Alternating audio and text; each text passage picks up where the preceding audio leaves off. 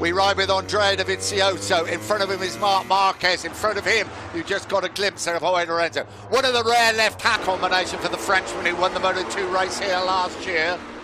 Dovizioso coming up to have a nibble at Marc Marquez. I don't think he's going to be close enough this time round. We ride with Marquez. There is Dovizioso on the brakes. We switch back now at turn 4 to Marquez in second place. Of course, the key thing for Jorge Lorenzo is we know he's a silky smooth rider, but can he keep the life in that soft option rear tyre all the way through the 28 laps? Andrea Iannone showed how to do it last year. Vinales hasn't been able to get close enough to attack his teammate Valentino. Running in 11th place. The start, to be honest. Dylan down in pit lane. Yeah, Pol Espargaro has lost his rear brake, and as we know, some of these bikes are impossible to ride without it. Certainly around this Red Bull rig, when you harden the gas coming out of turns 1, 3 and 10, you have to use the rear brake as like an anti-wheelie device. Folger's come in, disastrous 24th birthday then for the Tech 3 Yamaha man.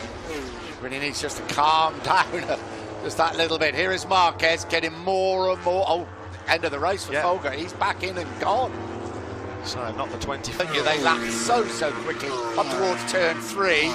Quickest man on track, Rossi, as well, a 1:24.443. That's half a second faster than Jorge Lorenzo. So Rossi on the charge.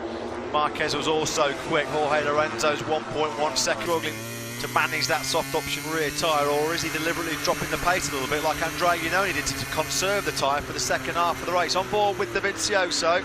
Won't be close enough to attack Marquez on the brakes into that first corner. I would think about Dovizioso's left-hand corners where we are on the circuit now, 6 and 7. It's hard for him to get any heat in the left-hand side of the tyre, and Crutchlow really suffering. He's only doing mid-125s, while the rest of the guys at the front of the field, they're a full second faster than the British rider, who's off the pace in 18th. Well, we thought it was a jump start, it wasn't. Then we saw him run wide at turn 1, and here he is. Danilo Petrucci in. Dylan would keep us right up to. It looks like it's put at the end of the race the way he got off the bike. Sarko's the man to watch. Go up towards the first corner. Will there be a red Ducati trying to get up the inside? Not just yet.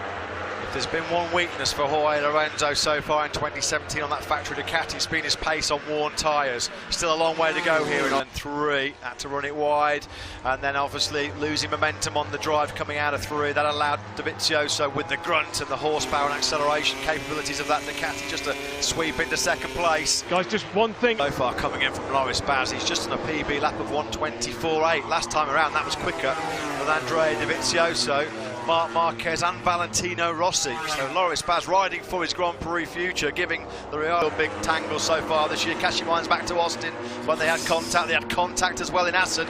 Will Zarco feel like he's close enough to lunge up the inside of Rossi at turn 1? I tell you what, he won't worry if he does. We ride with Dovizioso. Good, certainly in Moto2, Zarco, of tyre management. He'll be able to nurse that soft tyre home, you would feel, and keep a really good, fast, competitive pace. Dovizioso was out wide through turn 6 and 7, and Marquez pounces. No second invitation needed by Marc Marquez. He was up the inside. They had their first one last week, thanks to Pol Espargaro's 9th place in Brno.